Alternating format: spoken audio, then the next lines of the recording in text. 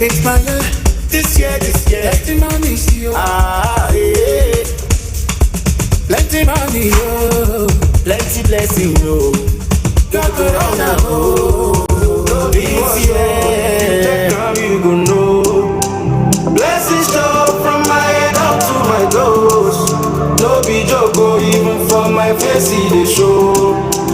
I know fi count though. The blessings of God upon me life, oh. See as my life is a balance, oh. Now the grace of the Lord taking me high, oh. No be fantasy, your love is my reality.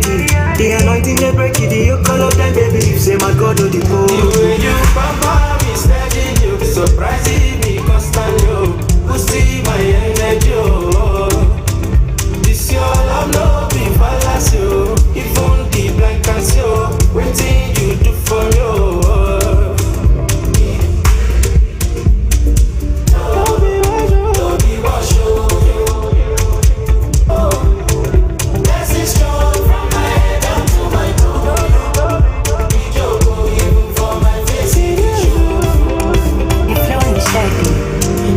From trenches, he lost if you pack my blessings. I thank God, so I'm never stressing. No. Fire, under the umbrella, I get it on. Let me know it's over, my daddy, your girl. You put the help for my head. When I look around, oh, everything I see just they make me believe. Say, oh, you did my head, oh. As you see me, they shine, oh. Suffer and me be like baby and see before. Jehovah help me, oh. Now I don't do it, but they bring that my connect. All of my songs just they make sense. All day my head, oh. Not the word.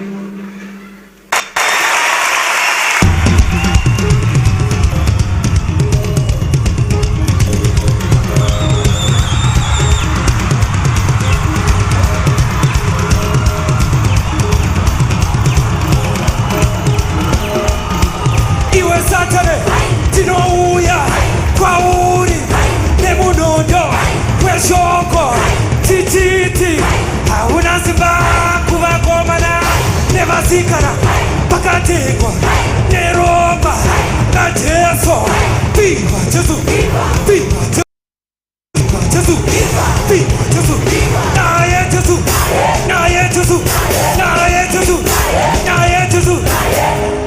Joseph will never get. Joseph will never get. Joseph will never get. Joseph will never get. Joseph will never get. Joseph will never get. Joseph will never get. Iwe Saturday, Tinouya, Kwauri, Nemunondo, Kweshoko, Tititi, hauna simba, kuvakomana, nevasikana, pakatekwa, neromba, na Jesu, viva Jesu, viva Jesu, viva Jesu, viva Jesu, naye Jesu, naye Jesu, naye Jesu, naye Jesu, iyonguba.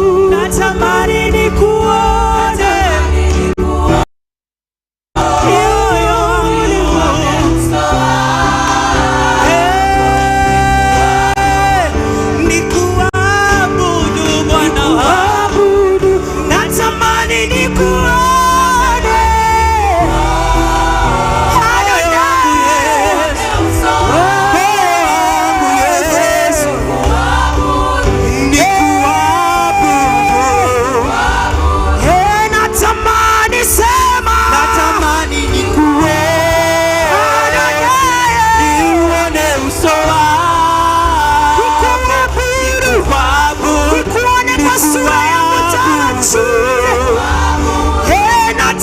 natamani nikuone, nione uso wako. Niseme unaweza naye, nikuabudu.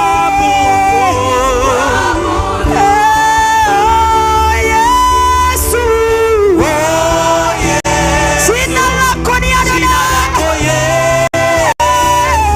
Nakutamani, sema Yesu,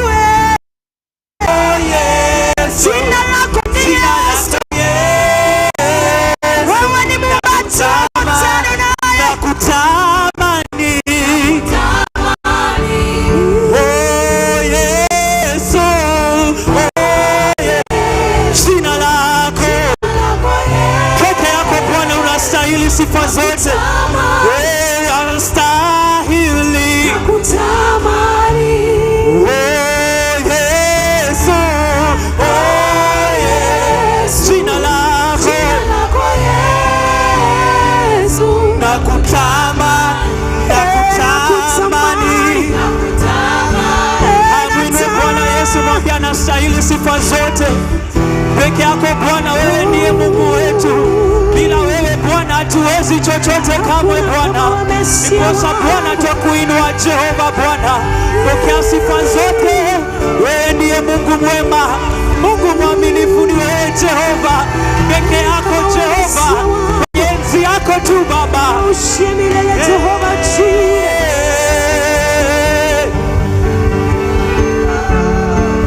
Kila goti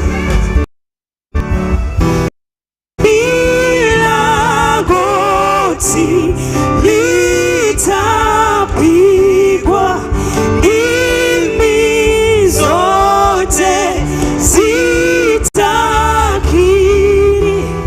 kuwa Yesu wewe ni Bwana, kuwa Yesu wewe ni kila goti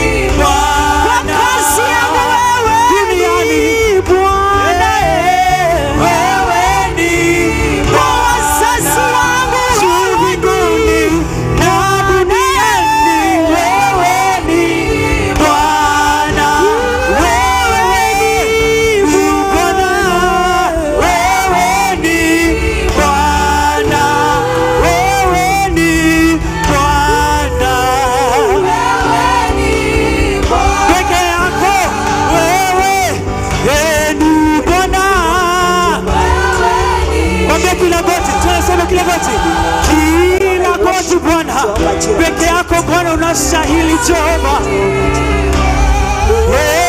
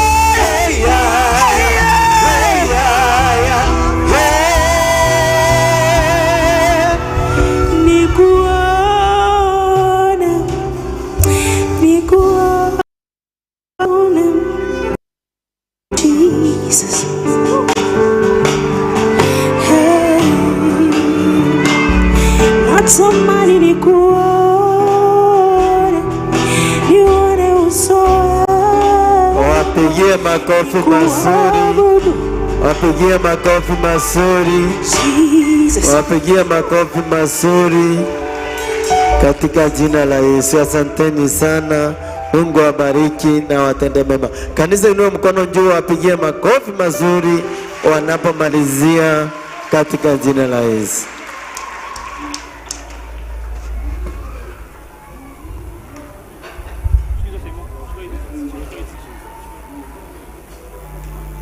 Ile inatumika.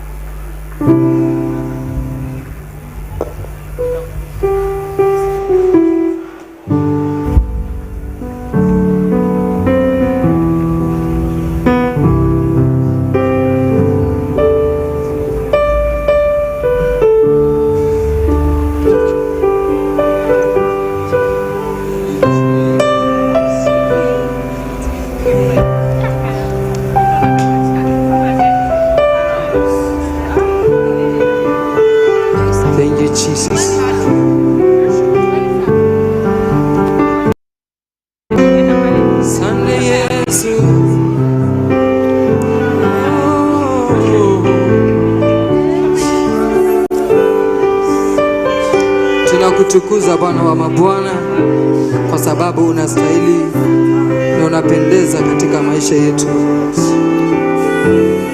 Inua mikono tu mahali ulipo, tupate kumwazimisha Bwana Yesu. Father, we worship you because you deserve all the power. Unastahili heshima zote. Tunakutukuza. Asante Yesu.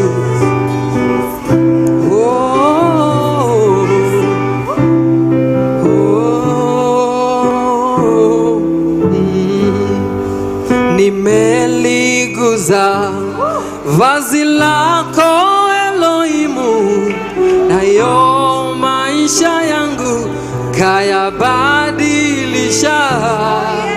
Nimekujua osenu, tena kanipa uhai bila kulipa. Mzigo wako,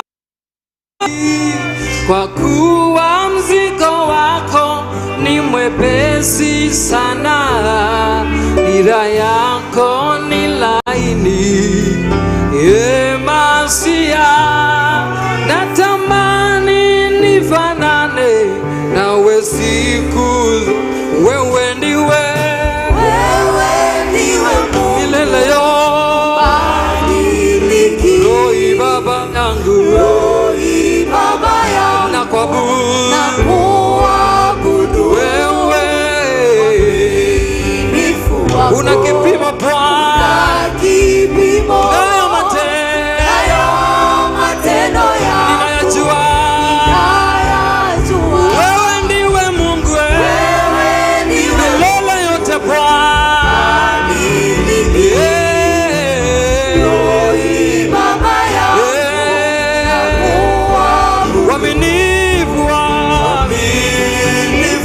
Una kipimo nayo matendo ya. Haleluya. Wewe ndiwe. Haleluya. Roho Baba yangu, nakuabudu uaminifu wako.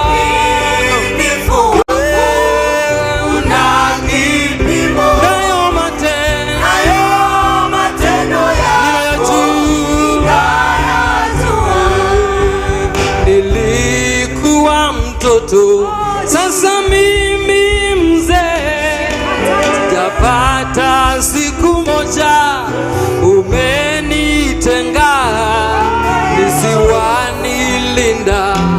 Amani yako, hesabu ya nywele zangu unaiye. Wewe ndiwe milele yote Bwana. Baba ya nakuabudu Bwana, uaminifu wako maishani mwangu Bwana.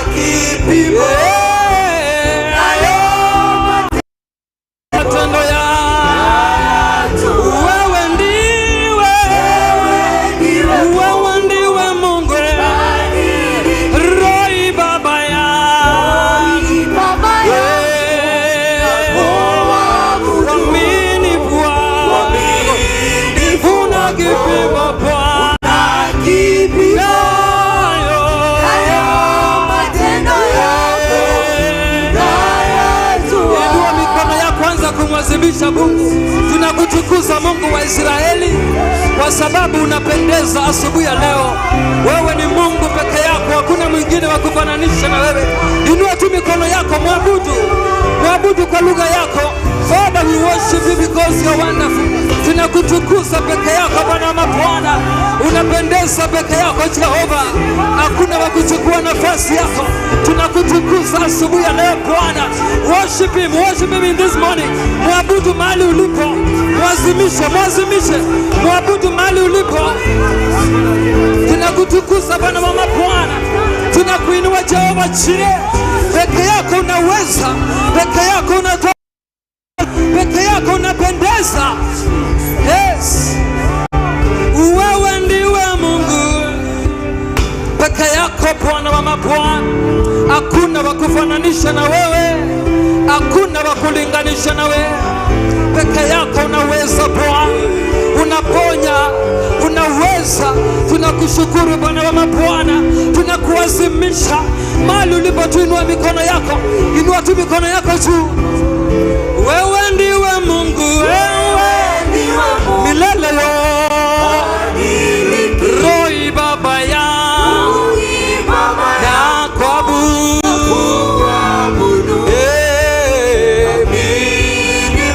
una kipimo nayo matendo yako wewe ndiwe Mungu tunayekupenda peke yako Rohi Baba yangu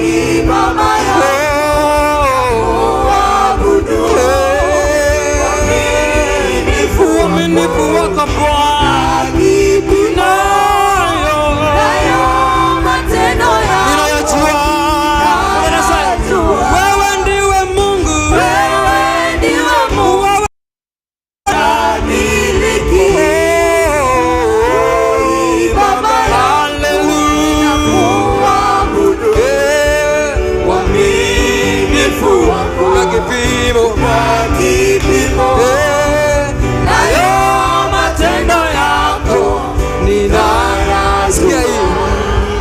sitafa moyo, ninajua wewe uliniita mwaminifu. Kazi ulioanza maishani mwangu na kuamini utaimaliza. Sitafa moyo, ninajua wewe uliniita mwaminifu. Kazi ulioanza maishani na kuamini sitafa moyo. Asubuhi ya leo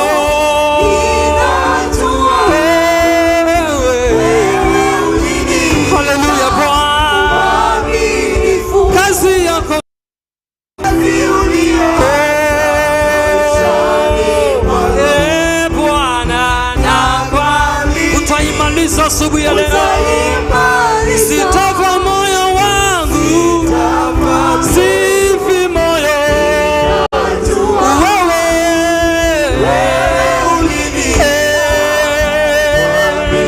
nayo kazi yako Bwana haleluya na kuamini utaimaliza Bwana wa mabwana. Sitafa moyo wangu, sitafa moyo wangu Bwana nayo kazi yako kwangu haleluya.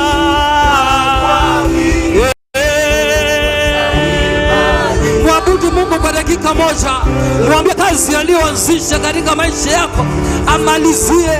Tunakutukuza Bwana wa mabwana, kazi njema ya uponyaji, kazi njema ya kutuinua, kazi njema ya kutupeleka hatua nyingine pata kuitamatisha. Bwana wa mabwana, mwazimishe Mungu mahali ulipo.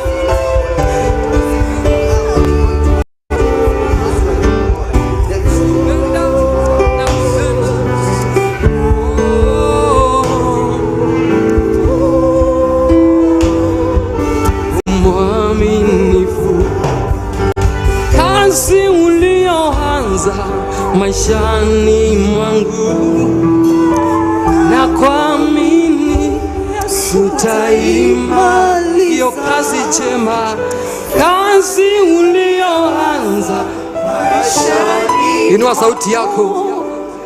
Na kuamini utaimaliza kazi yako kwangu, kazi ulioanza maishani mwangu. Wewe Bwana, na kuamini utaimaliza. Pigia Yesu makofi mazuri sana. Mpe Yesu makofi. Rudini nyuma kidogo, au wengine waingie, ndio tuweze kukaribisha ngwesti wetu. Au wengine waingie, ingieni, mjipange haraka haraka tafadhali. Songe mbele, songa straight. Enda mbele mpaka mwisho. Tusonge mbele. Harakisheni wale wanaingia please. Tusonge mbele kabisa.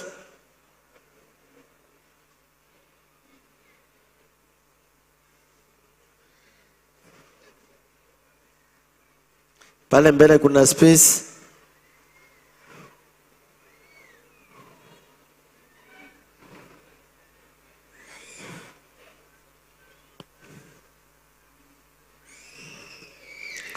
Songa mbele, songa straight. Hawa naingia, tuende straight mpaka mwisho.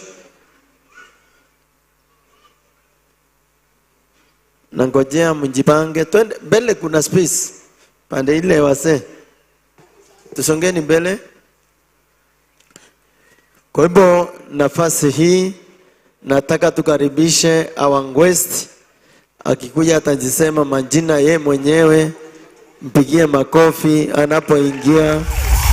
Pigia makofi mazuri sana. Karibu sana. Makofi tena. Asante. Karibu. Niwe karugendo tutwaranite,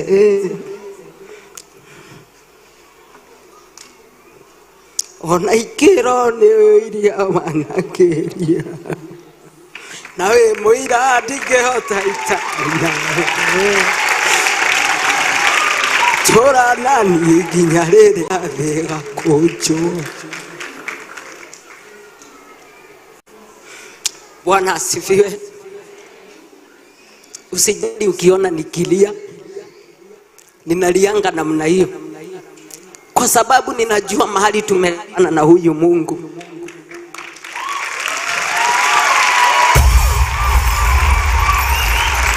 Nilianza huduma nikiwa msichana mdogo sana, na kuna safari tumetembea na Mungu mpaka hapa.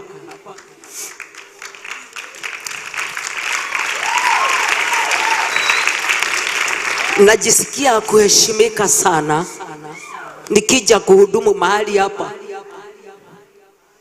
Sio kwa sababu mimi ndio najua kuandika nyimbo kuliko wanamuziki wengine.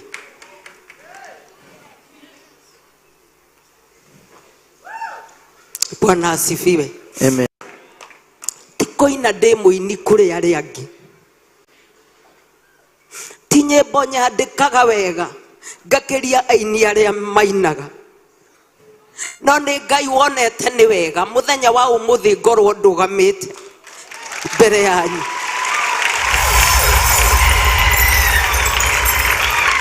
Ndirenyihia muno ndi mbere yanyu na ndi mbere ya Ngai, tondu ndiramenya ni kuhakwo hakitwo maguta rucini rwa umuthi ni undu wa thamaki wa Ngai.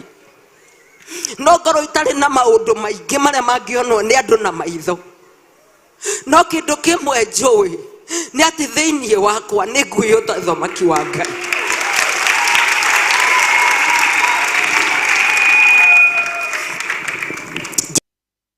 Yarie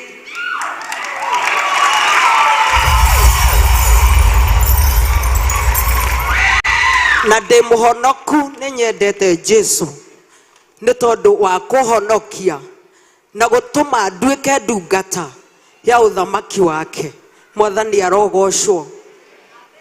Atungatĩri arĩa matungataga, Bishop tũtirĩ twacemania ũthiũ kwa ũthiũ, Reverend tũtirĩ twacemania ũthiũ kwa ũthiũ, no mũthenya wa ũmũthĩ nĩ mũthenya ũrĩa Ngai aigĩte na akiuga mũthenya wa ũmũthĩ nĩ ngoka gũtungata kũndũ gũkũ. Rĩtwa rĩa Ngai ithe witũ rĩrogocwo. Kuma rĩrĩa ndambĩrĩirie ũtungata miaka 35 kutoka nianze kutumikia Bwana hiyo miaka yote, maũndũ marĩa ndekwo thĩinĩ wa gĩikaro gĩkĩ, yale mambo nimefanyiwa mahali hapa, gũkaribishwo kũrĩa ndakaribishwo thĩinĩ wa gĩikaro yale gĩkĩ, kukaribishwa nimekaribishwa mahali hapa,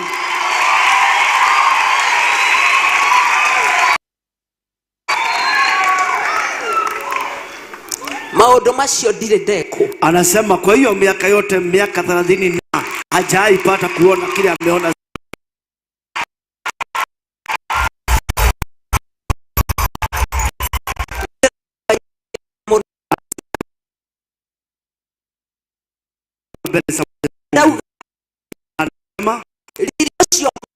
Hiyo upako, ũgocio ũcio wothe, hiyo utukufu, gĩtĩo kĩu gĩothe, hiyo heshima yote gĩcokerere Ngai ũrĩa wa iweze kumrudia Mwenyezi Mungu ambaye alimuita.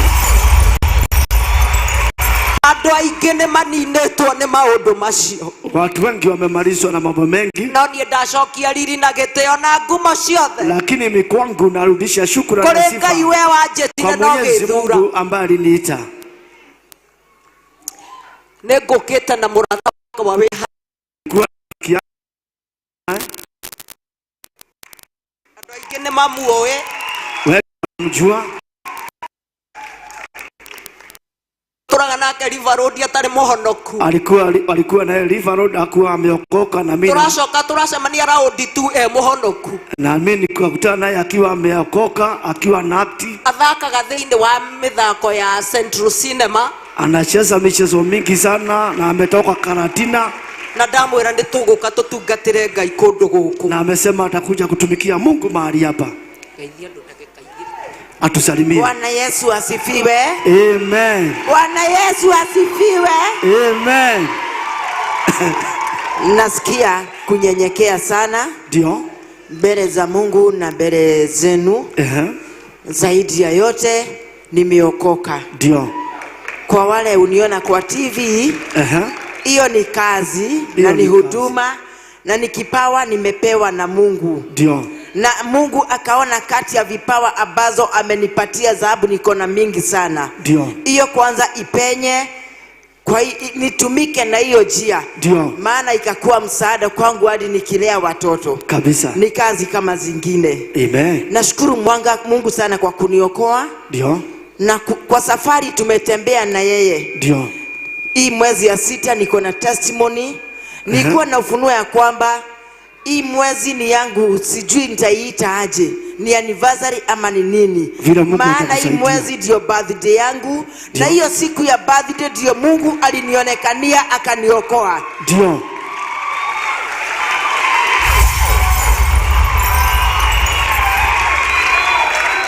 Bwana Yesu asifiwe. Amen. Kwa wale wanajanijua naitwa Wakarende Central Cinema, utaona tuna act na kina Wandahu na wengine. Mimi pia ni mtunzi wa nyimbo, mimi ni mwanamuziki lakini sijatoa nyimbo. Mimi ni mtunzi wa sinema, yani nimepewa vipawa mingi sana, lakini chomo kimoja alizoweza Mungu akaona kitumike. Bwana Yesu asifiwe. Amen. Bishop na Reverend, nanyenyekea kuwa kwa hiki kikao. Bwana wabariki sana. Asante. Na hata kuna wakati nilikuwa na nafasi ya kuact kwa Mwangaza TV. Nilikuwa na act Mwangaza TV kiasi tu nikiwa supporting cast tukiwa na Mary Macharia. Ni rafiki yangu sana. Kipindi cha mama yangu Mary alikuwa ameniita kiasi nilikuwa napita pita huko, lakini si sana. Bwana Yesu asifiwe. Nashukuru Mungu sana. Dada yangu Mungu ametuunganisha kwa uzee. Ndio. Tulikutana tukiwa wachanga. Industry ni moja, sababu tulikuwa River Road wote. industry ni moja, acting, music, yote maduka ni moja, tunapatana stage moja, tunaperform pamoja. Lakini wakati huo sikuwa nimeokoka. Mungu akatukutanisha mahali kunaitwa Roiro, tukaona tuko majirani na tukaanza safari ya uzee pamoja. Bwana Yesu asifiwe. Ninampenda, and on her behalf, may God bless you all. Thank you. Haya, twende kwa wimbo sasa. Haleluya.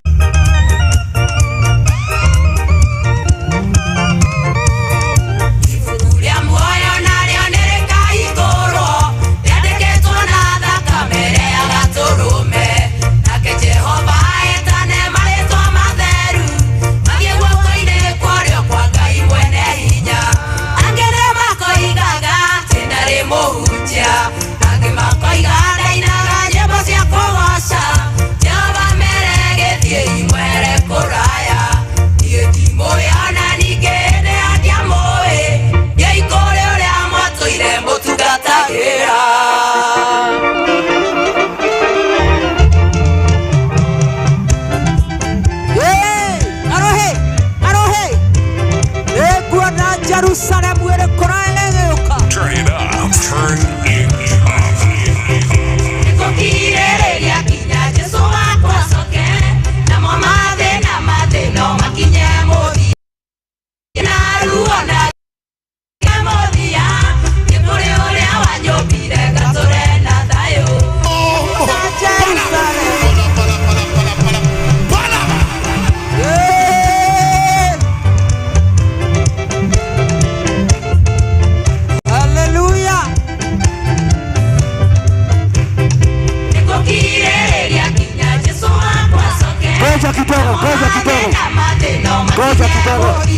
Simamisha kidogo. We DJ, unaharibu wimbo. Washa kukatakata wimbo. Muimbaji aibe mzuri, watu wasikie wimbo yake. Sawa. Weka mzuri.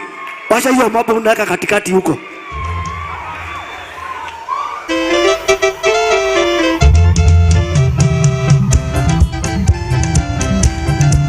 Wapi shangwe na vigelegele kwa Yesu?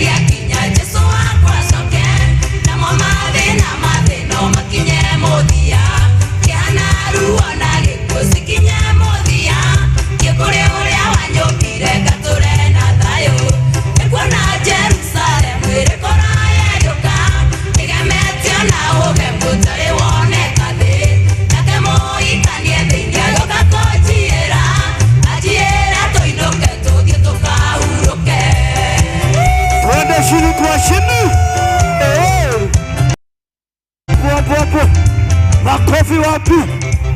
Mpaka ingine.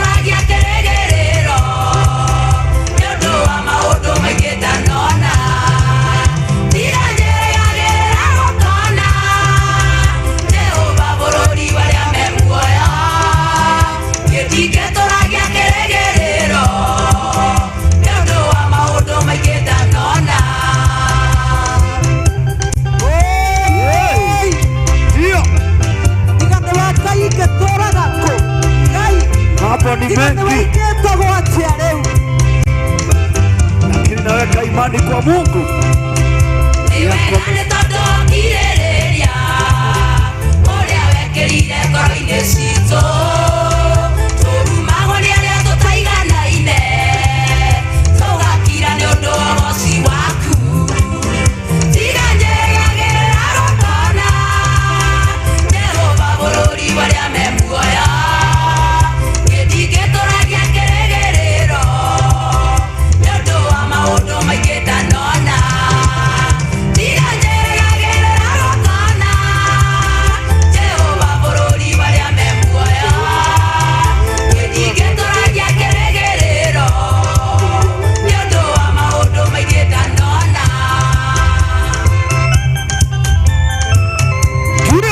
Tunatukanwa lakini tunanyamaza,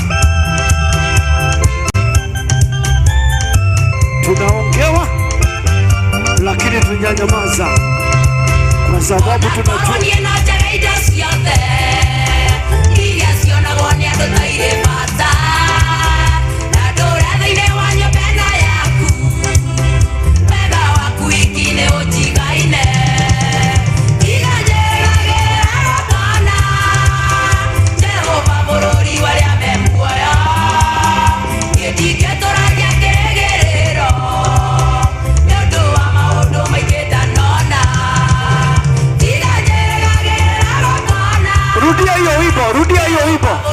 rudia hiyo wimbo tena, hiyo wimbo rudia tena, hiyo wimbo rudia, hiyo wimbo rudia.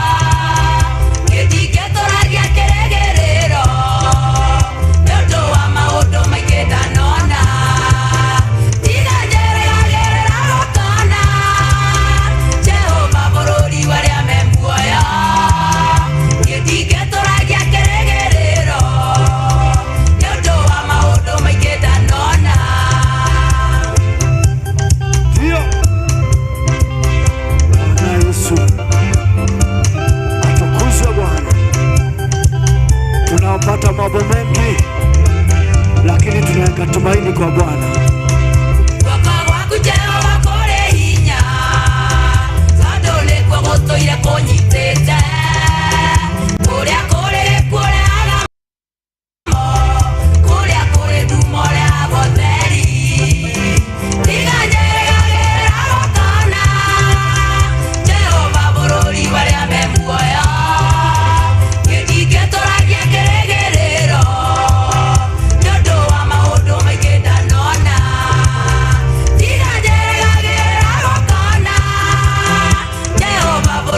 What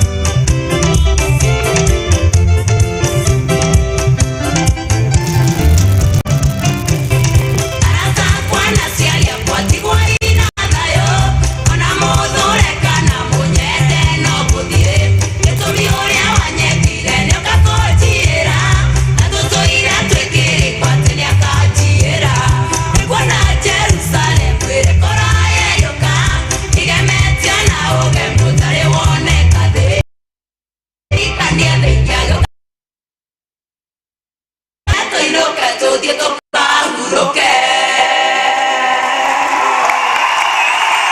Shangilia makofi kwa Yesu.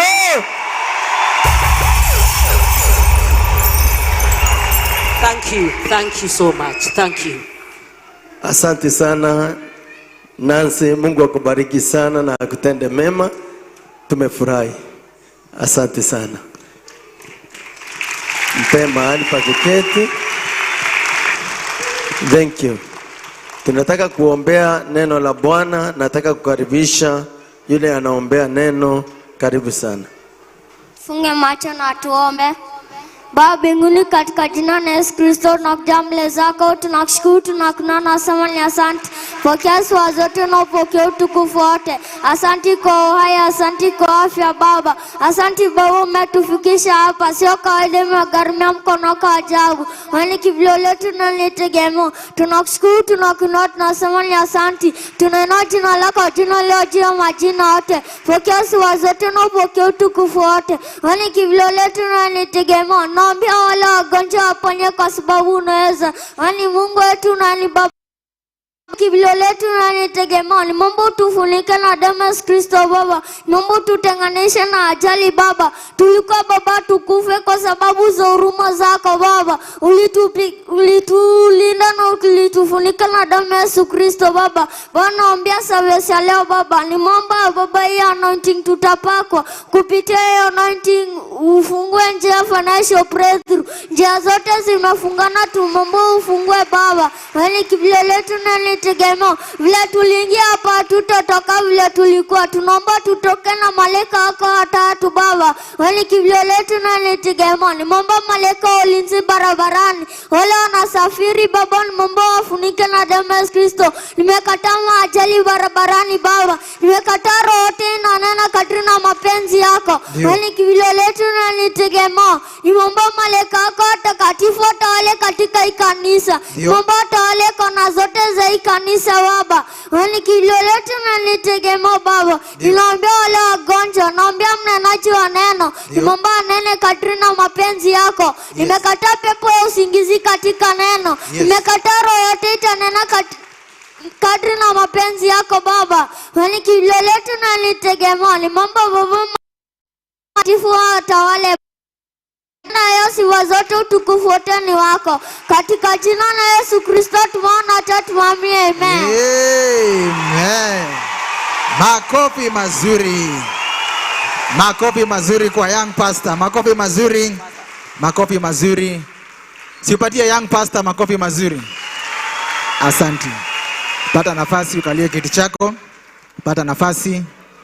Pata nafasi. Inua mikono yako juu ya kichwa chako sasa. Inua mikono yako juu ya kichwa. Tupatie Bwana Yesu Kristo sifa zote.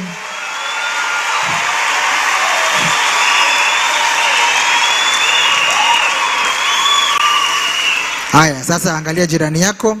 Mwambie you are in the right place at the right time, serving the right God. Bwana Yesu asifiwe. Hallelujah. Nashukuru Mungu sana sana sana kwa hii nafasi.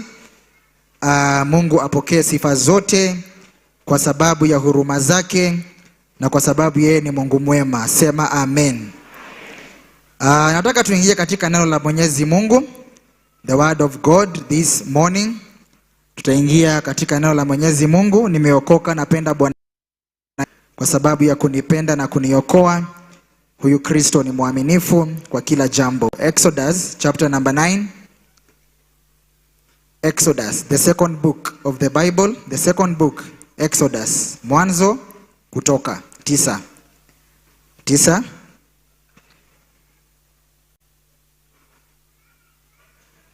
Exodus chapter 9, verse number 10 and 11. Exodus chapter number 9, verse 10 and 11. Tukitoka hapo tutaenda tusome the book of Esther. Esther, the same chapter number 9, verse 1. Esther 9, verse 1. Tutamalizia na kitabu cha Isaiah or Isaiah 37. na tukifika hapo nitakuambia, na Mungu atatubariki sana. Kama umefika Exodus 9 sema amen. Hiyo amen ni ya watu wako mbali. Kama uko Jesus Winner headquarters sema amen. Amen. Haya, Exodus 9 verse number 10. Naomba nisomee Exodus 9 verse 10. Exodus 9 verse 10. Na tusome. Basi wakachukua majivu kwenye tanuri na kusimama mbele ya Farao. Mose akayarusha, nayo majipu yenye kufura yakatokea milini mwa watu na wanyama 11. Waganga hawakuweza kusimama mbele ya Mose kwa sababu ya majipu yale yaliyokuwa milini mwao na juu ya mili ya Wamisri. Rudia hiyo 11 tafadhali mchungaji. 11. Waganga hawakuweza kusimama mbele ya Mose kwa sababu ya majipu yale yaliyokuwa milini mwao na juu ya mili ya Wamisri wote. Asanti. Esther chapter 9. Esther 9 verse 1. Esther 9 verse 1 inasema hivi. Esther 9 verse 1. Esther 9 verse 1. Esther, siku ya 13 ya mwezi wa 12, yani mwezi wa ilipofika, siku ambayo tangazo la mfalme lingetekelezwa na maadui wa Wayahudi walitarajia kuwashinda Wayahudi, iligeuzwa kuwa siku ya ushindi kwa Wayahudi dhidi ya adui zao. Kitabu cha Isaiah sema amen. Amen. Mchungaji atakifika hapo atatusomea baadaye Isaiah chapter 37. Nitampatia mstari na Mungu atatubariki sana. Angalia jirani yako, mwambie madhabahu ya maadui haitawatetea. Madhabahu ya maadui haitawatetea. Huyo hana imani, mwambie madhabahu ya maadui wako haitawatetea. Madhabahu ya maadui yako hayatawatetea. Bwana Yesu asifiwe. Amen. Mahali tumesoma asubuhi ya leo kitabu cha kwanza, the book of Exodus, kitabu cha Kutoka mlango wa 9, mahali tumesomewa, asanti mchungaji, ni mahali ambapo ametumwa na Mwenyezi Mungu. Sema amen. Ametumwa, ametoka katika uwepo wa Mwenyezi Mungu, amepewa maagizo na ameambiwa vile ataenda aweze kuondoa Waisraeli mikononi mwa Farao, na ametumwa akiwa na lengo moja ama kusudi moja, la kuleta baraka, kuleta ufunuo, kuleta mabadiliko kwa maisha ya Waisraeli. Sema amina. Amen. Ametumwa na lengo Waisraeli waweze kukombolewa, kama vile hii madhabahu, kama vile neema iliyo mahali hapa, kama vile Mwenyezi Mungu ameweka mtumishi wake na watumishi walio mahali hapa, ili maisha yako na maisha yangu na maisha ya kila mmoja ikaweza kubadilika. Kama unaamini sema amen. Amen. Bwana Yesu asifiwe. Amen. Hawezi kuwa hapa katika hii neema na maisha yako yakose kubadilika. Hawezi kuwa chini ya hii neema na unyenyekee na maisha yako yakose kubadilika. Mose akatumwa na Mwenyezi Mungu, akaenda, na wakati alitumwa na kitu inaitwa authority. Akiwa yule Misri ambaye alikuwa nayo ndani yake. Hakuenda na Umisri wakati alilelewa pale Misri. Alienda na mafuta ya Mwenyezi Mungu, alienda na mamlaka ya Mwenyezi Mungu, akaenda mbele ya Farao kama mtu ambaye si wa kawaida. Yes. Maana yule ambaye ametoka mbele yake sio Mungu wa kawaida. Yes. Bwana Yesu asifiwe. Amen. Yule Mungu ametoka mbele yake, the God whom he has come from his presence is not an ordinary God. Huyu Mungu ambaye ametoka kwake, kama vile wewe umekuja hapa chini ya hii neema, usione tu umekuja katika hizi kuta na katika haya madirisha, usione tu umekalia kiti kile umekalia, but understand that there is a grace that is above your life. Yes. Kuna neema inafunika maisha yako. Amen. Kuna Mungu ambaye ako mahali hapa na uwepo wake umejaa mahali hapa. Yes. Na ukiamini hauwezi ingia kwa nyumba ya Mungu na utoke na uwepo wako. Yes. You must come with the presence of the living God. Amen. Ukiingia mahali Mungu ako utatoka na uungu. Amen. Mungu wako utatoka na nguvu za Mungu. Hallelujah. Mose alienda kwa Mungu sio mara moja, sio mara mbili. Hawezi enda kwa Mungu kwa magoti, unanyenyekea kwa Mungu siku baada ya siku. Yeah. And your life remains the same.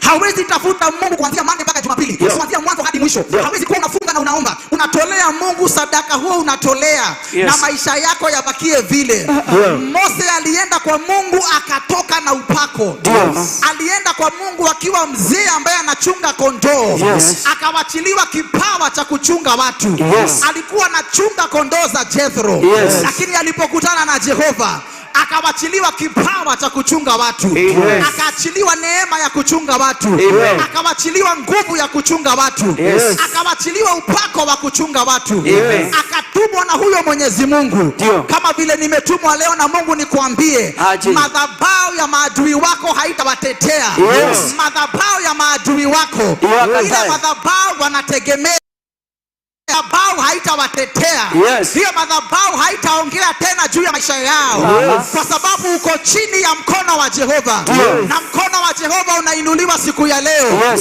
Mose akaenda mbele ya Bwana. Yes. Na Jehova akamwambia kila wakati, yes, ya kwamba usiogope, enda uambie Waisraeli ya kwamba kukombolewa wanaenda kukombolewa. Yes. Bwana Yesu asifiwe. Amen. Mose akaenda mbele ya Farao. Ametumwa na kipawa na upako na miujiza. Yes. Akaenda na ukisoma hapo juzi ya kusomea sura ya 7, alipoenda na akaangusha ile fimbo yake mara ya kwanza. Fimbo ilipoangushwa ikakuwa ni nyoka. Naye Farao akaita wachawi wake.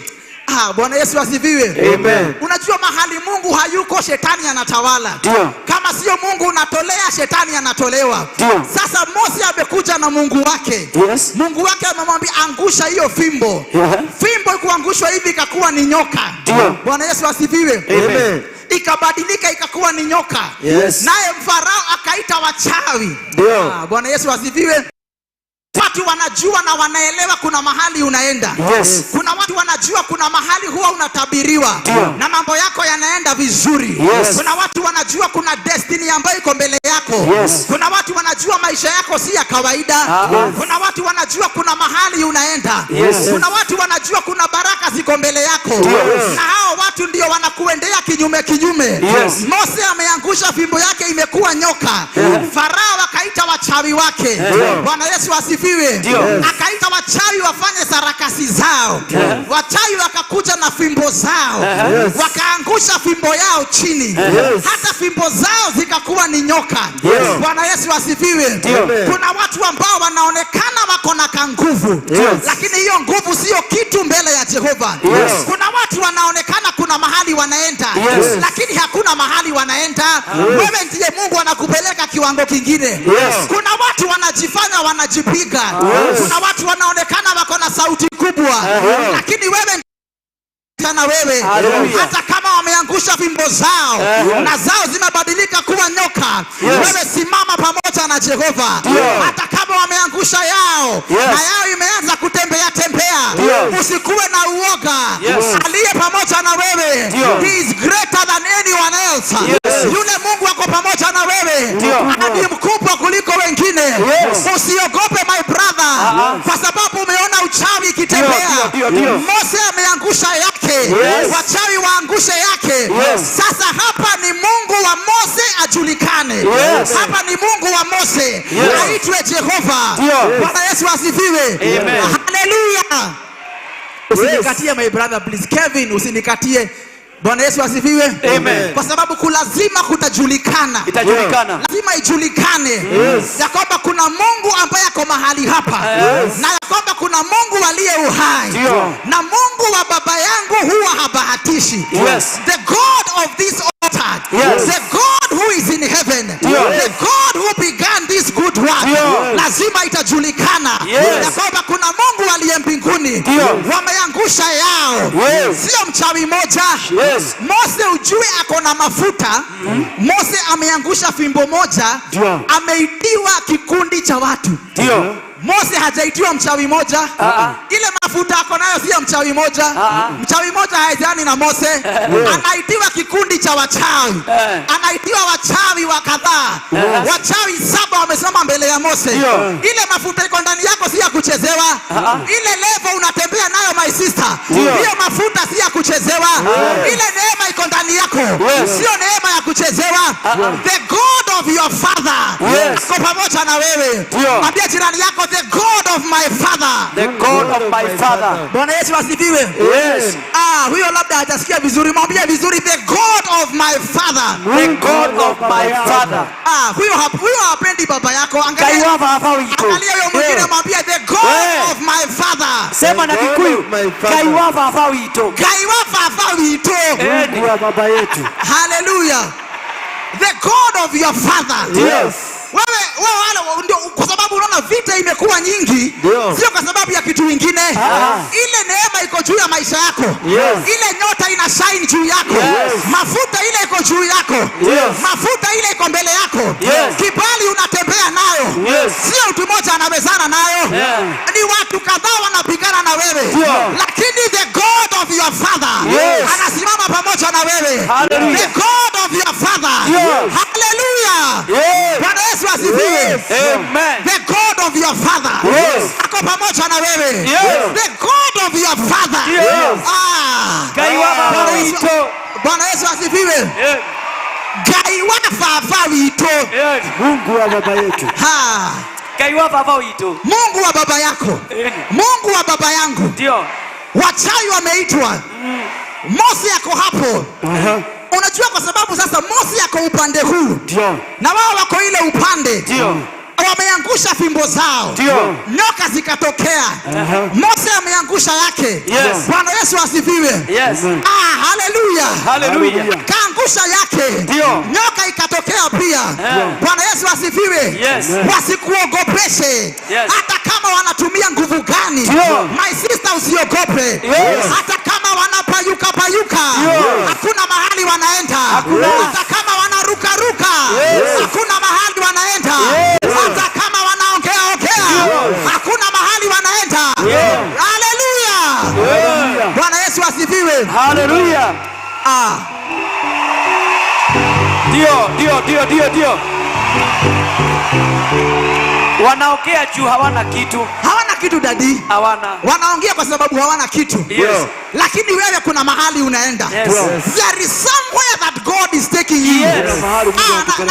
Hauendi Korogosho. Hauendi Nyeri kwetu. Hauendi Nanyuki Matanya. Unapelekwa kwa baraka zako. Kuna baraka unaingizwa. Kuna leva unapelekwa. Kuna kibali inawachiliwa. Bwana Yesu asifiwe. Hallelujah. Atuendi Kaprong. Hatuendi Kaplong. Hatuendi huko. Hatuendi Tigania. Hatuendi Tigania. Hatuendi Igoji. Hatuendi kwa Pastor Motune. Bwana Yesu asifiwe. Ambia jirani yako, God is taking me somewhere. Ananipeleka mahali. Bwana Yesu asifiwe. Hallelujah. Mungu anakupeleka mahali. Kuna mahali unapelekwa. Na ndio maana vita vimechacha sana. But the God of your father ako pamoja na wewe. Mungu wa baba yako ako hapo karibu na wewe. Bwana Yesu asifiwe. Usikuwe na uoga na usikuwe na wasiwasi na usiingie baridi. Simama imara. Ongea sawa sawa. Vaa vizuri. Fanya kazi yako vizuri kwa sababu the God of your father ako pamoja na wewe. Hallelujah. Bwana Yesu asifiwe. Mose ameangusha yake, akaitiwa wachawi kama 7 waangushe yao. Na wale wachawi Mose anaitiwa sio wachawi wa experience ya siku kadhaa. Hawa ni wachawi wako na experience. Hawa ni watu wanajulikana, akiroga huwa inarogeka. Hajaitiwa watu wa nasari. Mose hana mafuta ya nasari. Mose yako kule juu kabisa. Sasa wale wamekuja na yeye, wale wamekuja kupambana na yeye, ni watu wako na experience za madhabahu zao. Wanajua madhabahu yao huwa inaongea. Lakini hawajajua Mungu wa Mose. Hawajajua hawajajua kile kilicho ndani ya Mose. Bwana Yesu asifiwe. Haleluya. Unajua nashukuru Mungu. Mungu alichagua Mose kwa sababu alikuwa kigugumizi. Kwa sababu Mungu alitaka kutufundisha ya kwamba sio kwa kuongea sana. Yule mzee Mose sio mzee wa kuongea, lakini akinyamaza yale mambo yatatendeka. Kwa kunyamaza kwake ile nguvu itatembea, ile upako itashuka, ile kibali itawachiliwa. Bwana Yesu asifiwe. Haleluya. Akawachilia ikakuwa nyoka. Wakawachilia zikakuwa nyoka. Lakini Mungu wa Mose, nyoka ama fimbo ya Mose ikaanza kukula nyoka moja baada ya zingine. Ikaanza kukula, ikaanza kuzikula. Bwana Yesu asifiwe. My sister, my brother, tukakuwa na utofauti. Hallelujah. There will be a distinction. Nasema huu mwaka wa 2026 vile tumeingia sasa, there will be a distinction. Kuwa na utofauti sasa. Nasema kutakuwa na utofauti. Lazima Mungu wa Mose ajulikane. There will be a distinction. Kutakuwa na utofauti. Bwana Yesu asifiwe. Fimbo ya Mose ikameza zote zingine. Bwana Yesu asifiwe. Amen. Wachawi wa Misri hawakuchoka. Haleluya. Keti chini, tumeanzia ni introduction. Tuko introduction. Tunakula appetite, tuko appetizer, hatujaingia kwa nyama. Hizi ni matunda, tunaingia kwa nyama, kakuku, tunakula vizuri leo. Bwana Yesu asifiwe. Mungu wa Mose, wachawi hawa walikuwa ukisoma hapo juu, baada ya hiyo Mose alipotumwa kwenda kubadilisha maji ya kuwe damu, bado wale wachawi wakakuja, wakafanya vile vile, wakageuza, wakabadilisha maji pia kukuwa damu. Bwana Yesu asifiwe. Wakafanya the same thing, wakarudia tu vile Mose amefanya. Kuna watu ambao wamekuwa kikutumia uchawi, na hiyo uchawi imekuwa ikikusumbua na imekuwa ikikutetemesha. Hakikishia siku ya leo that God is raising a new standard. God is raising a new standard. Kuna kiwango inainuliwa siku ya leo. Kuna kiwango unaenda kuinuliwa. Kiwango unainuliwa Jumapili ya leo. Unaondolewa kiwango hiyo. Hiyo kiwango ya kurogarogwa. Hiyo kiwango ya kuchunguzwa. Hiyo kiwango unaondoka. Mwambie jirani yako, ninaondoka. Haleluya. Bwana Yesu asifiwe. Amen. Wakabadilisha maji yakakuwa bado ni damu. Yaani kile Mose anafanya na wao pia wanafanya. Bwana Yesu asifiwe. Haleluya. Yaani ukienda kupokea baraka wanafunga njia za baraka, kwa sababu wanajua kuna kitu umeambiwa. Ukienda kupokea gari, ukienda kujikusanya kupata pesa, pesa inachukuliwa. Unakosa kununua baraka zako, unakosa kuingia kwa baraka zako. Bwana Yesu asifiwe. Mose akifanya, wachawi wa Farao wanafanya. Haleluya. Walikuwa na mazoea, ilikuwa ni mazoea, lakini watajua dadi hawajui, watajua hawajui kabisa. Bwana Yesu asifiwe. Mahali tumesomewa chapter 9. Ikafika mahali sasa Mwenyezi Mungu akachoshwa na hao wachawi. Ile pigo aliwachilia sasa. Ile kiboko Mungu aliwachilia. The Bible says akaambia Mose aende achukue majibu ayapulize kwa hewa. Bwana Yesu asifiwe.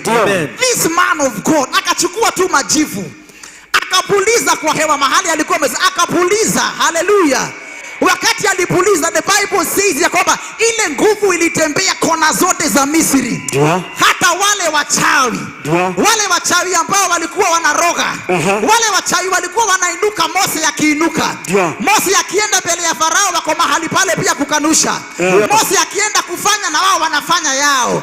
Mose akitabiri na wao wanatabiri yao. Bwana Yesu asifiwe. Sasa hiyo pigo Mwenyezi Mungu aliwapiga. The Bible says aliwapiga mpaka wale wachawi hawakuweza kuamka. Hawakuweza kuamka my brother. Hata wenyewe walishikwa na majibu. Walishikwa na hayo majibu. Yes. My brother, my sister, ile kiboko Mungu anakuja kuachilia kwao. Ile kiboko anaenda kuachilia. Hawataweza kuamka tena. Hawataweza kuamka tena. Nasema ile kiboko inaenda kuinuliwa. Ile mkono unaenda kuinuliwa leo. Jehova akikupigania, ule mkono utainuliwa sasa. Ule mkono utainuliwa. Nakwambia maadui wako, madhabahu yao haitawatetea. Haitawatetea. Hata kama wametoa dhabihu ngapi, madhabahu yao haitawatetea. Hata kama wametoa kafara ngapi, madhabahu yao haitawatetea. Bwana Yesu asifiwe. Amen. Hallelujah. Amen. Walipigwa wakalala sawa sawa. Yes. Wote wakalala. Hakuna hata mchawi moja aliweza kuamka. Ndio.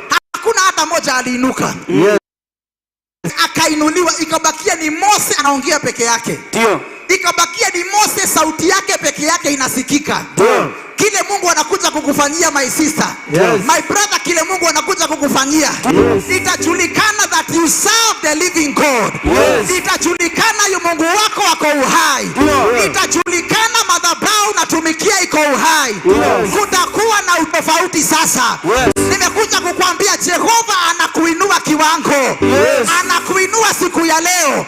Sikwambii mambo ya next Sunday. Nakwambia siku ya leo God will raise a new level. Unainuliwa siku ya leo. There is a level unainuliwa. Kuna kiwango unainuliwa. There is a standard inainuliwa. Juu ya maisha yako, my brother. Wale wamekuwa kikupiga. From today utawatafuta, hawataonekana.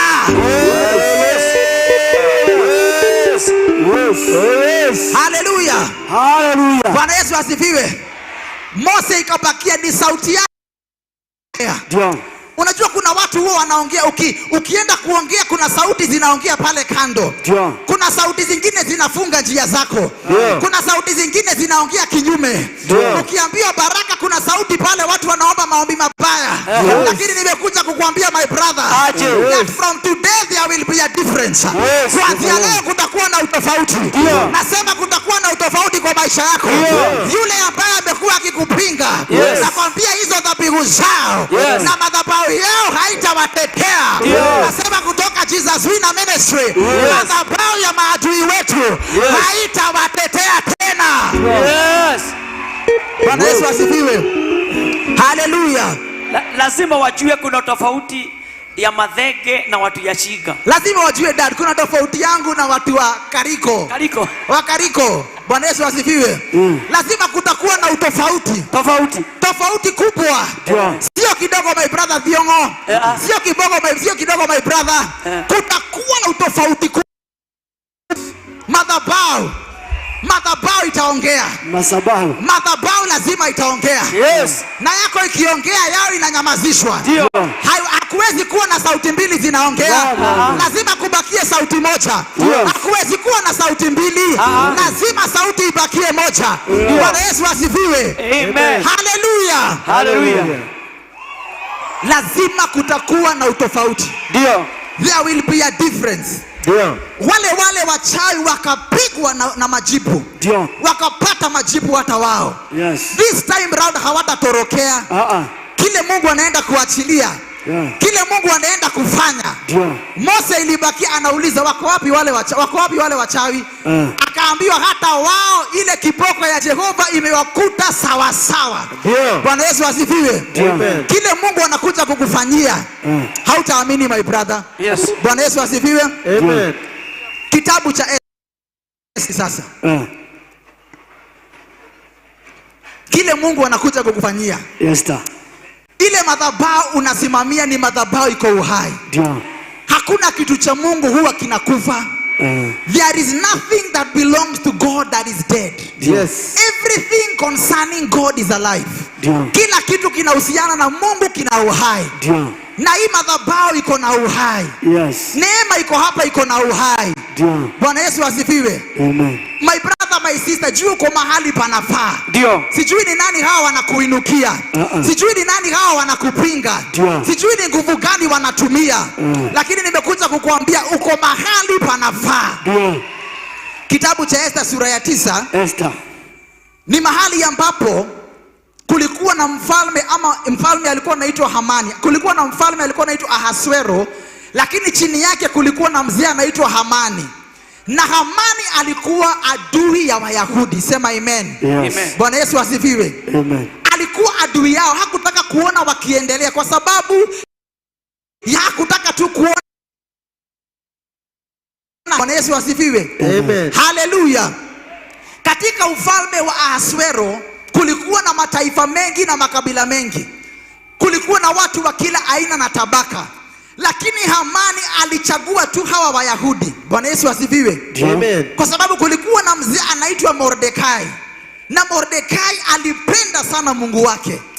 Alipenda huyo Mungu wa Wayahudi. Yes. Na Hamani akaona wivu kupitia Mordekai. Akapanga njama na akapanga wakati na siku. Akajua ya kwamba huyu Mordekai ametoka kutoka taifa fulani, kabila fulani, watu wa aina fulani. Bwana Yesu asifiwe. Kwa sababu alitaka kumuangamiza. Haleluya. Amina. Ambia jirani yako kuna mahali Reva naenda. Kuna mahali tunaenda. Bwana Yesu asifiwe. Amen. Haleluya. Amen. Kuna mahali tunaenda. Ambia jirani yako kuna mahali tunaenda. Na mahali tunaenda. Hamani akapanga mabaya juu ya Wayahudi. Akapanga atawaangamiza. Akaita kikao na akakalia kikao chake. Akapanga ya kwamba katikati ya watu wote huyu mtu mmoja, na kupitia yeye hilo kabila lake lote nitaliangamiza. Kama vile kuna mtu ambaye, my brother, my sister, anatafuta maisha yako sana, anatafuta mtoto wako sana, anatafuta kazi yako, biashara yako sana. Kuna mtu ambaye ako nyuma yako anang'ang'ana na wewe sana. Kuna mtu amekupangia na amekukalia kikao. Bwana Yesu asifiwe. Amen. Hamani akaketi chini na kupanga kikao. Akapanga kwa sababu ni mfalme mkubwa, mfalme. He is a king, akona kila ufalme.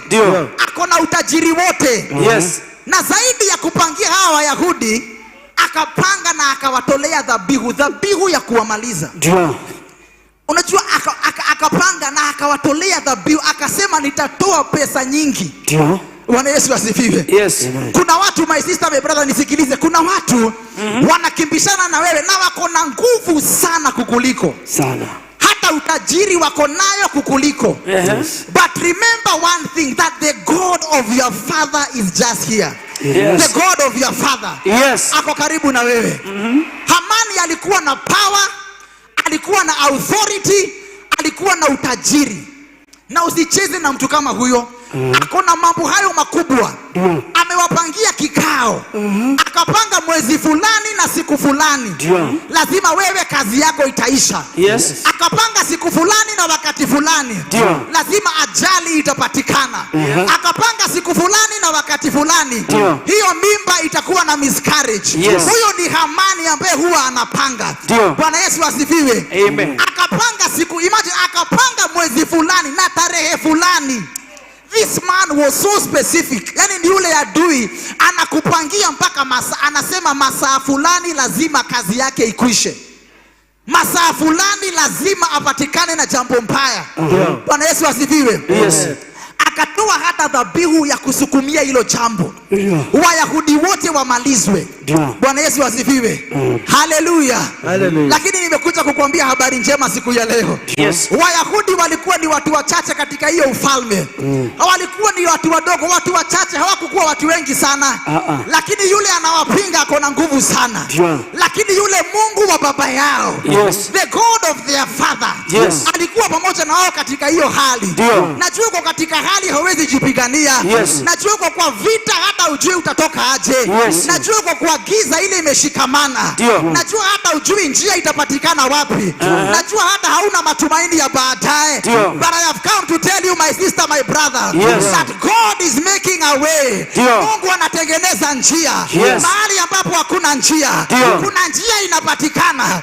Kuna msaada unapatikana. Hamani ameapa, amepanga na amepangika. Imekuwa sasa sasa ni kitu lazima itatendeka. Yes. Bwana Yesu asifiwe. Yes. Akapangia hao watu wote Wayahudi lazima watakufa.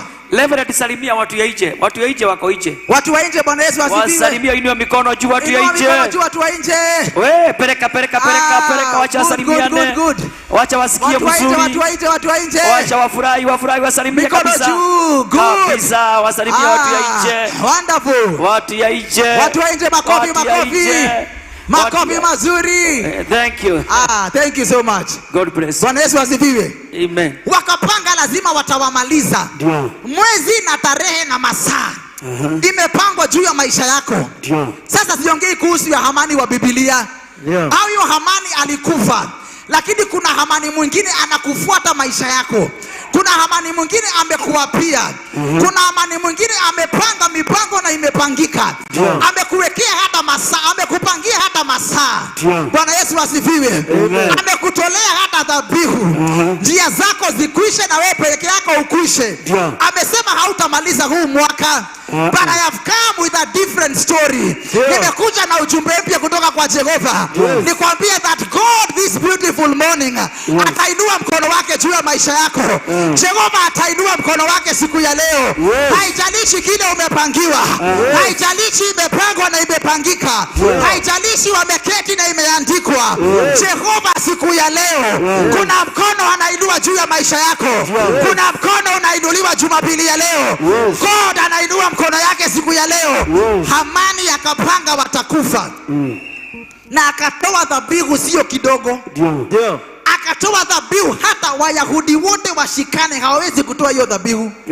Hata yani wewe na familia yako na kijiji yako hata mkishikana na mkusanyike hamwezi toa hiyo dhabihu. Kwa sababu yule anatoa ako na nguvu sana. Yule ametoa, yule ameapa ako na nguvu sana. But the God of your father. Bwana Yesu asifiwe. Lakini Mungu wa baba yako ako pamoja na wewe. The God of your father ako pamoja na wewe. Najua kuanzia Januari mpaka leo kuna mtu amekuwa katika vita. Najua kuanzia Januari mpaka leo kuna mtu amekuwa na mikosi. Kuna mtu amekuwa na fitina. Kuna mtu amefuatwa na mabaya. Lakini ninakwambia kuanzia leo there will be a difference. Kutakuwa na utofauti. Kutakuwa na utofauti. Kuanzia siku ya leo kutakuwa na utofauti. Bwana Yesu asifiwe. Kabisa. Dadi lazima kuwe na utofauti.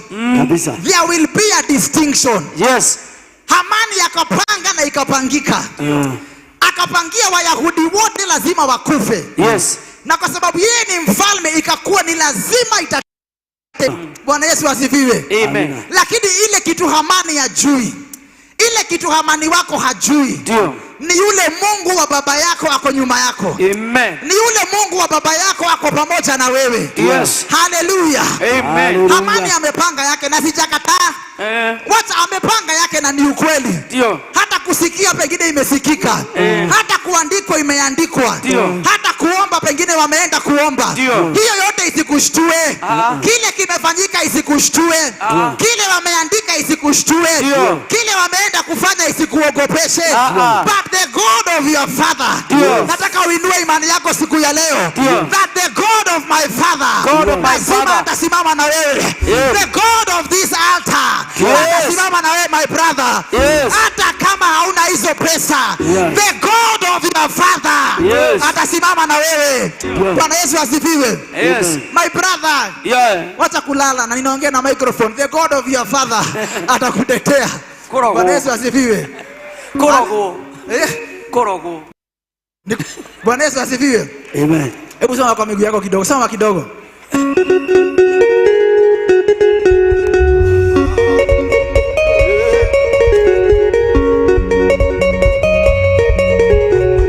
Makofi.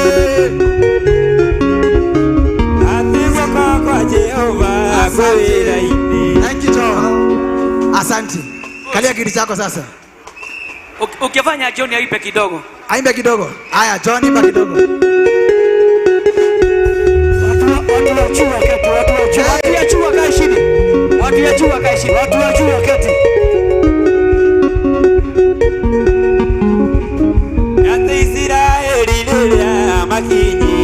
Makofi.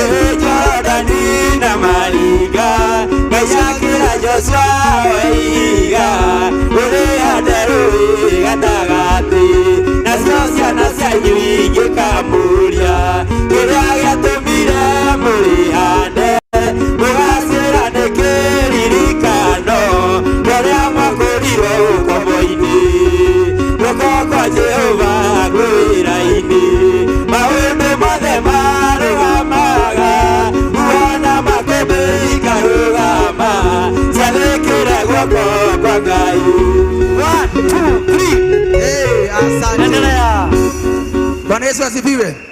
Kupanga wamepanga, na kupangika imepangika. Hata kuomba wameomba, hata kubadilisha wamebadilisha, wameenda kwa milima na kila mahali. Hata kwa vitabu vimeandikwa, hata wameingia kwa mashimo, hata nguo wamebadilisha, wanavaa upside down. Wamefanya sarakasi zote, lakini nimekuja kukuambia siku ya leo, the God of your father anaenda kujulikana sasa. Yule Mungu wa baba yako, yule ambaye alikuleta kwa hii madhabahu, yule ambaye amekuokoa, yule ambaye amekupatia uhai, that same God anaenda kusimama na wewe siku ya leo. Kuanzia siku ya leo, the God of your father anaenda kuleta utofauti. Unaenda kuwa na utofauti. Haijalishi wametoa nini, haijalishi wameongea nini, lakini Mungu wa baba yako anaenda kukutetea. The God of our father. Bwana Yesu asifiwe. Akapanga mwezi fulani na siku fulani, ya kwamba hiyo siku lazima jambo mbaya litatendeka. Akawapangia kitu inaitwa kifo. That to die they must die. Lakini nashukuru Jehova ambaye alinyamaza mpaka hiyo siku. Alinyamaza, ilikuwa kama miezi kama 4. Ilikuwa miezi 6. Ilikuwa miezi 6 kutoka wakati Hamani alipanga mpaka hiyo siku sasa itimie. 6 good months. Ndio kile ambacho walikuwa wamepanga sasa iweze kutimia. Bwana Yesu asifiwe. Amen. Lakini hiyo siku ilipofika, Mungu anaweza kuwa anaonekana amenyamaza na hakuna kitu amefanya. Lakini my sister, just wait my brother. Just wait my brother. Usiharakishe Mungu. Wacha Mungu akuje kwa wakati wake. Wacha kuharakisha Jehova. Wacha Jehova akuje kwa wakati wake. Bwana Yesu asifiwe. Hamani amepanga na imepangika. Na Mungu hajaongea hata jambo lolote. Inaonekana ni ukweli inaenda kutimia. Inaonekana ni ukweli mipango yake inaenda kutendeka. Inaonekana ni ukweli hii kazi inaenda kuisha. Inaonekana ni ukweli huyu mtoto ni kama hata maliza masomo. Inaonekana ni ukweli hii biashara inaonekana haikuna mahali inaenda. Inaonekana ni ukweli. But just wait my brother. Kile Jehova anakuja kukufanyia, just wait. Kile Jehova anakuja kufanya. Bwana Yesu asifiwe. Hamani akapanga hiyo siku. That same day. Bwana Yesu asifiwe. Hiyo siku Hamani alipanga tarehe ya 13, siku kama ya jana. That same day Hamani alipanga, Jehova mwenyewe akakuja. Bwana Yesu asifiwe. The Bible says in Esther chapter 9 verse 1. Hiyo siku ambayo Hamani alikuwa amepanga, sema amen. Bwana Yesu asifiwe. Hiyo siku Hamani alikuwa amepanga. Hiyo siku Mwenyezi Mungu akabadilisha mambo. Akabadilisha kila kitu. Akabadilisha, akageuza hiyo meza. Akabadilisha hiyo kafara. Akabadilisha hizo dhabihu. Akabadilisha hiyo madhabahu. Akabadilisha hiyo nia mbaya. Akabadilisha hayo malengo yake. Hiyo kifo Hamani alikuwa amepanga. Hiyo mishale alikuwa amewatumia. That same day Jehova akainua Wayahudi, akawainua juu, akawapatia kiwango kingine. Bwana Yesu asifiwe. Kuna mtu wako hapa Jesus winner. Ninakuambia kuanzia siku ya leo, hiyo siku ambayo umepangiwa kuwaibishwa na kufedheheshwa, that same day ngojea supernatural promotion. A supernatural promotion. Hiyo siku wamekupangia, hiyo siku wamekutayarishia, hiyo siku imeandikwa, hiyo siku imetayarishwa. Jehova mwenyewe anaingilia katikati. Bwana Yesu asifiwe. Sio siku ingine. That same day Hamani alikuwa amepanga, my brother Mugambi. That same day That same day. That same day alikuwa Yes. alikuwa amewapangia. Hiyo siku alikuwa amewapangia.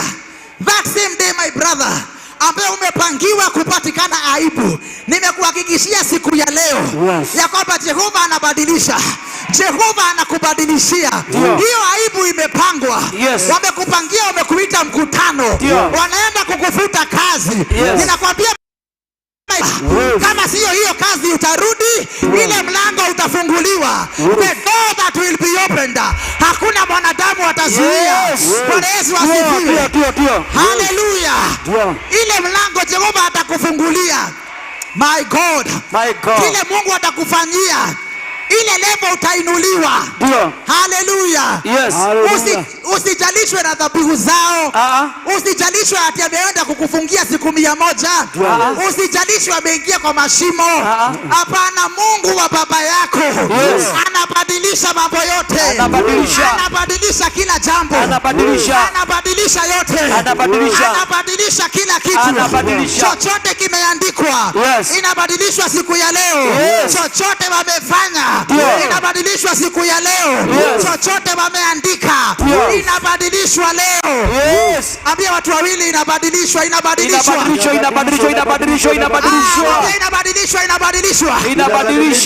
Hallelujah. Usijali yako na nataka utembee na Mungu wa hii madhabahu. Bwana Yesu asifiwe. Vile umeingia na ile milango siku ya leo, ukiamini hili neno siku ya leo, hautatoka ukiwa mwanadada wa kawaida, hautatoka ukiwa mwanaume wa kawaida. Unatoka na upako wa ajabu. Bwana Yesu asifiwe. God will do something extraordinary.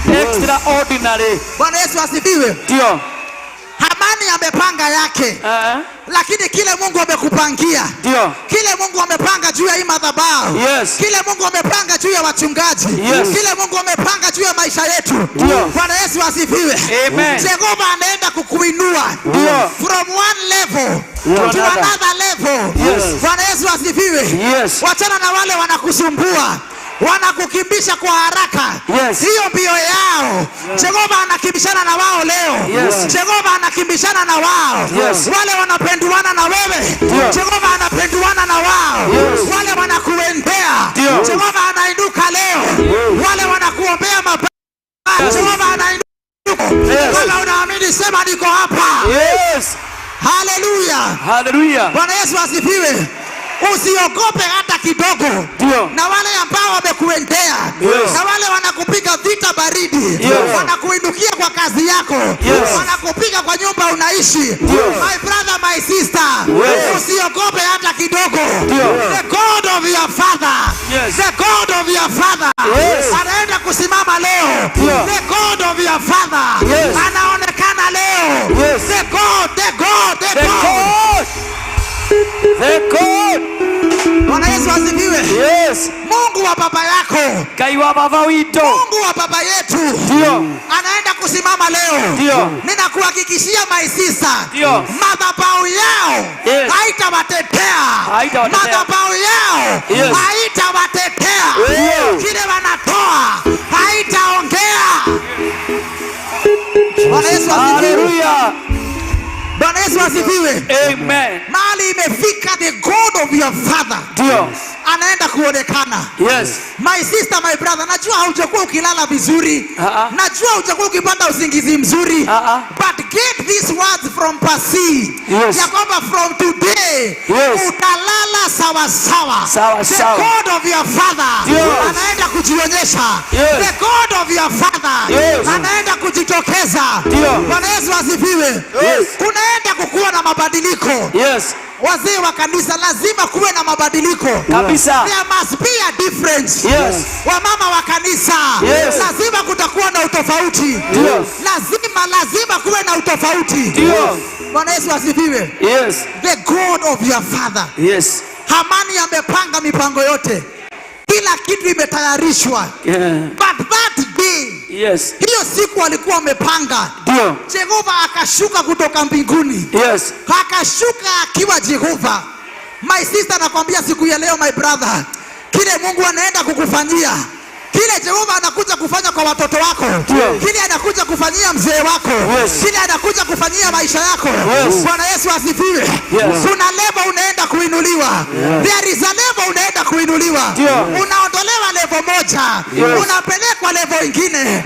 Unaondolewa mahali umekaa, unapelekwa level nyingine, unapelekwa level nyingine. Sema I receive it. I receive it. Bwana Yesu asifiwe. Hiyo si ya watu wako Jesus wina. Kama unaamini sema I receive it. I receive it. Simama kwa miguu yako, kwa sababu kuna mambo Mungu anakuja kufanya. Kuna jambo Mungu anakuja kukufanyia. Kuna mambo Mungu anakuja kukufanyia. Yes. Bwana Yesu asifiwe. Ndio. God is coming to do something new. Yes. He is coming to do something new. Ndio. Na maisha yako lazima yatabadilika. Oh yes. Kwa sababu ni Mungu mwema na mwaminifu. Yes. Bwana Yesu asifiwe. Amen. Mipango imepangwa like the God of your father. Ndio. My sister, my brother, ukitoka hapa leo siku ya leo, ndio unaenda kutoka na the God of your father. Oh yes. Bwana Yesu asifiwe. Amen. Kama uko hapo na hujaokoka, inua mikono yako juu, useme Bwana Yesu. Bwana Yesu, ninakuja mbele zako.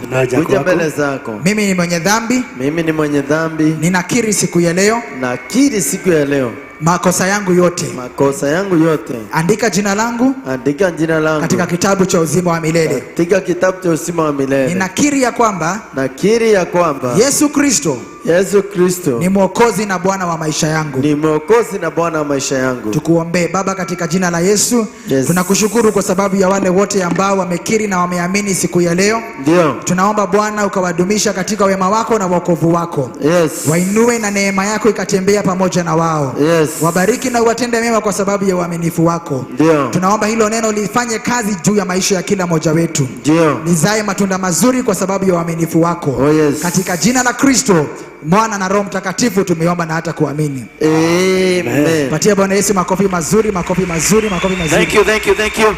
Haya. Pigia referee Mathenge makofi mazuri mazuri mazuri. Haya haya. Bado. Si upigie referee makofi tena.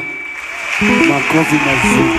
Haya, nataka tupigie na utengeneze hii microphone. Oh, umetengeneza? Shika hii. Nilikuwa nataka kwanza watengeneze. Haya, nataka tuinue mikono juu tupigie Bwana Yesu makofi ya shangwe na haleluya.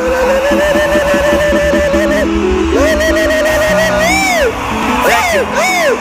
God bless you. Haya, tupate nafasi tukalie viti na nataka kusema hivi kabla nianze, watu ya ng'ambo msitoke hapo, nataka kusoma zile pesa mlileta. Mikrofoni iko na shida. Kabla nisome pesa, kuna mambo mawili nataka kuongea.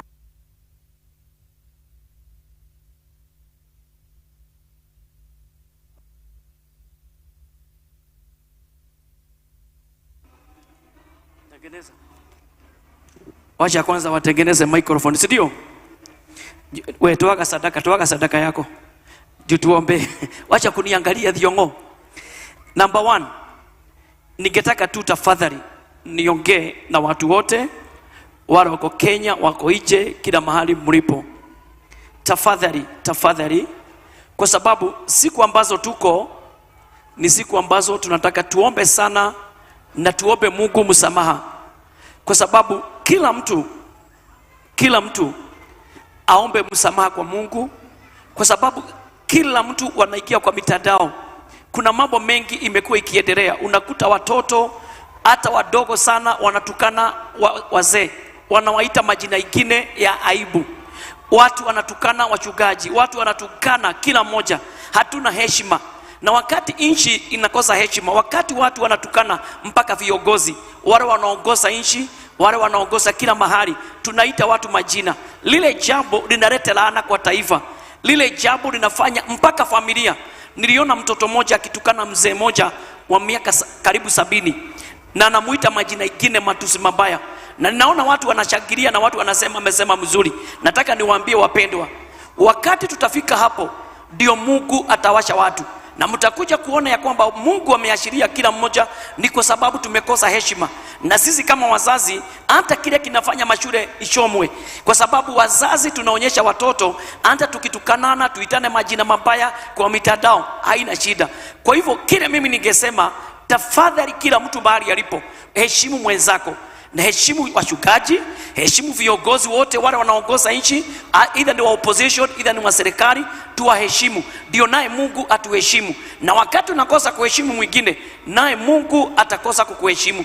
Wakati tunaheshimiana, naye Mungu atatubariki na Mungu atatutenda mema. Kwa hivyo wewe mzazi unaona mtoto wako anaongea kwa mitandao vibaya, wewe ambaye ni mtu mzima unaongea vibaya, usione kama unashangiliwa, uone ya kwamba wewe umefika. Ujue wakati wa Mungu ukifika, kuna kiboko ya Mungu, na wakati utakuja kulia peke yako. Wacha hasira, wacha kukasirikia mwenzako, wacha kukatia mtu kezi, kwa sababu hata wakati uchaguzi itafika, hakuna mtu atalazimishwa kutupa kura mahali ataki. Kila mtu atatupa kulingana na ule kiongozi anataka, na usitukane mtu kwa sababu ya maoni yake. Wacha kila mtu apeane maoni yake, na kila maoni iko na uhuru, na Mungu atatubariki sana. Amen. Thank you. Nataka kuombea sadaka.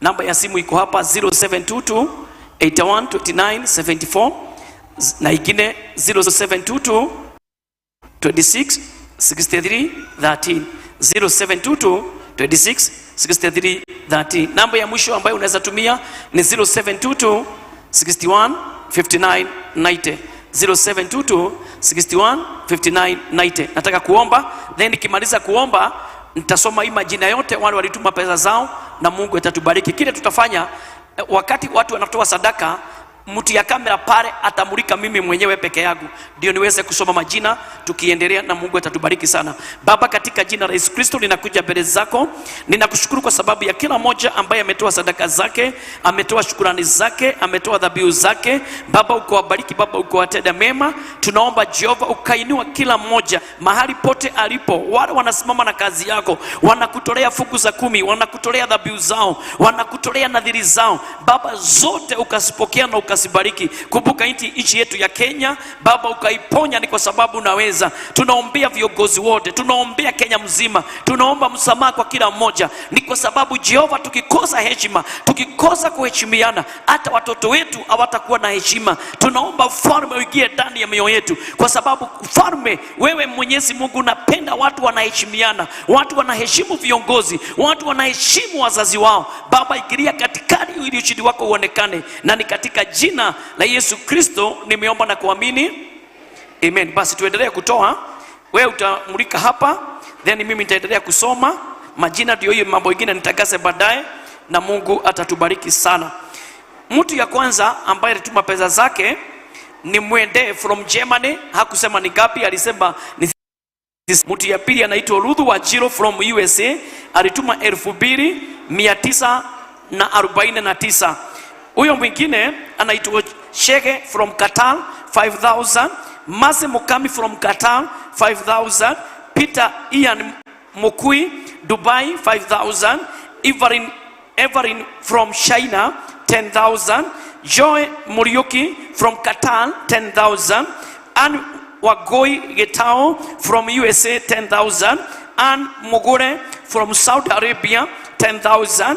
Kuna Beth Murugi Akonya from Qatar 10,000, and Nyakianda ni mtoto wa Nyakianda 10,000 from Dubai, Nancy Baire from USA 10,000, Leona Mark Agonya from Poland 15,000, Jane Muirore from Netherlands 20,000, Mary Muhaki from Saudi Arabia 20,000, Jessica Grace 20,000, Muhaki from Saudi Arabia 20,000, Janet Kafura from Germany 20,000, James Kashiri from UK 25,000, Shem from UK 27,000, Joyce Wajiro Karedi from USA 30,000.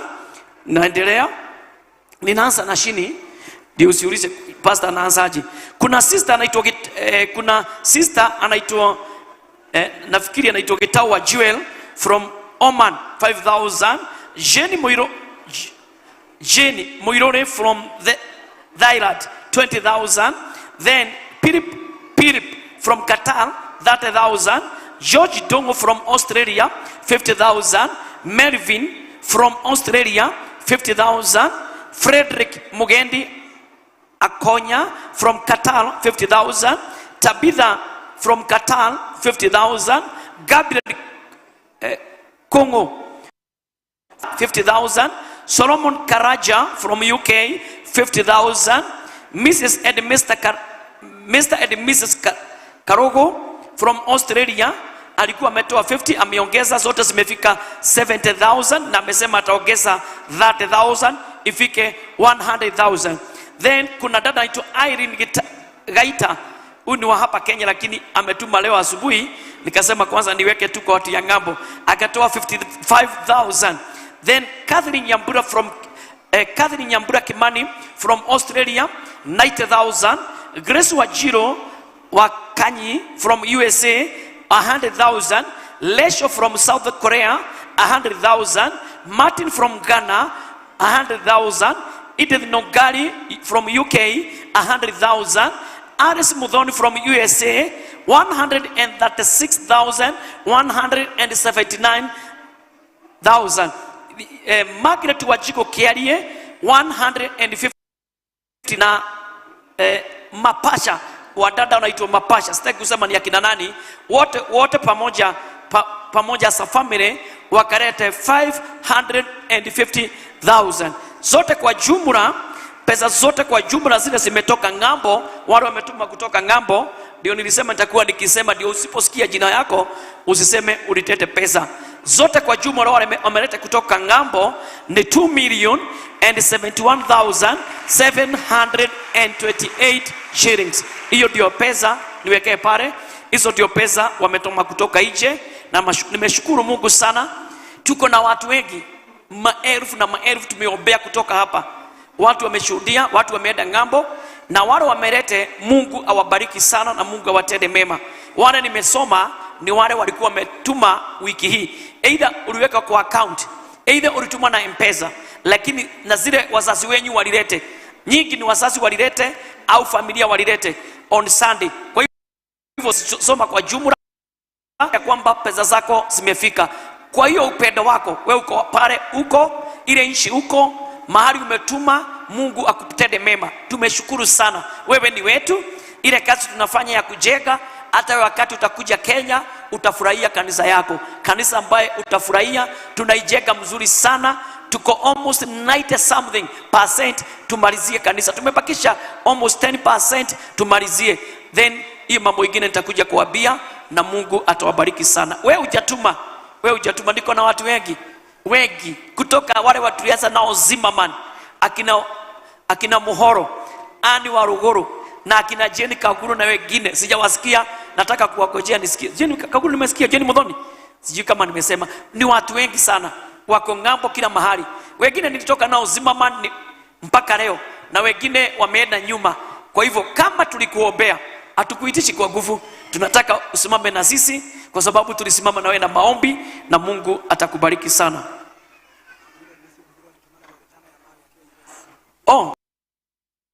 Anaitwa Ruse Wajiro. Ruse Wajiro akitoka, alikuwa US, from US. Nikasahau. Ruse Wajiro from US. Ulitumana pesa ya lori 7 za mchanga. Hizo pesa zilifika, na lori 7 za mchanga zimenunuliwa. God bless you. Unajua ni mzuri kila kitu mtu anafanya asikie kimefika. Nimeshukuru sana, nimeona upendo wenyu. Mimi kama baba yenu ambaye nimewaombea, nimeshukuru sana kwa niaba ya kanisa ya Jesus Winner. Tumeshukuru sana. Tumeona kuna watu wanakumbuka mahali walitoka, kuna watu wanajua kuna kanisa yao iko Kenya, na Mungu awatende mema. Mkiwa pale, neema ya Mungu, upendo wa Baba uwe pamoja nanyi. Chochote utaomba na chochote umetamani, either ni barua, either ni promotion, either ni kazi mpya, either ni doa, may God bless you. Mungu akukumbuke na akutende mema. Tukiwa hapa tunawaombea, na hiyo hapo hatutasahau kuombea, kwa sababu tumejua tuko na brothers and sisters wako nje ya Kenya, na mkisikia kuna kazi huko ngambo, mtafutia watu yetu, ni mzuri.